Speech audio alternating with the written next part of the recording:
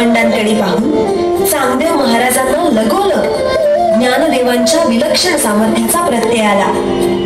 श्री चांगदेव त्यांच्या चरणी लीन झाले आणि ज्ञानेश्वर माऊलींचा जय जयकार सुरू झाला.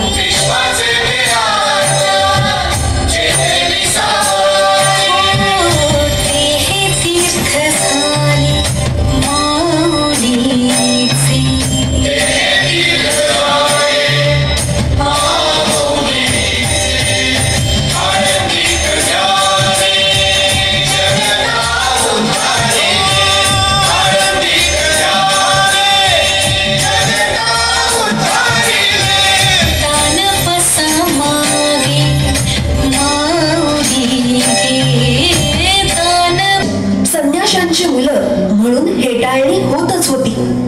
पैठणच्या धर्मसभेत आपल्याला न्याय मिळेल या आशेने ही भावंड पैठणला आली. ज्ञानदेवांनी आपल्याला शुद्धीपत्र मिळावं अशी मागणी त्या धर्मसभेत ठेवली. परंतु त्या धर्मसभेने त्यांची ही मागणी धुडकावून लावली. तेथील काही धर्म मार्तंडांनी या मुलांची चेष्टा आरंभली. ज्ञानेश्वर नाव ना तुझे, स्वतःला फार ज्ञानी समजतोस ना. तो बघ समोरून रेढा येतोय, त्याचे नावही ज्ञानाच आहे. तू आणि तो सारखाच ना रे.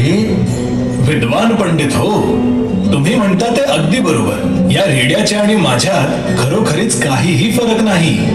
आणि काय रे, तू स्वतःला वेदांती म्हणतोस ना, मग तुझी वेदांची भाषा या रेड्यालाही अवगत असली पाहिजे. हो आहे ना, कारण आमच्या देहात एकच आत्मा आहे. हो ना, तर मग या रेड्याच्या मुखातून वेदमंत्र म्हणून दाखवा. ज्ञाना म्हण, ओम भूर्भुवस्वः तस्य वितुर्वरेण्यं भर्गो देवस्य धीमहि धियो यो नः प्रचोदयात्.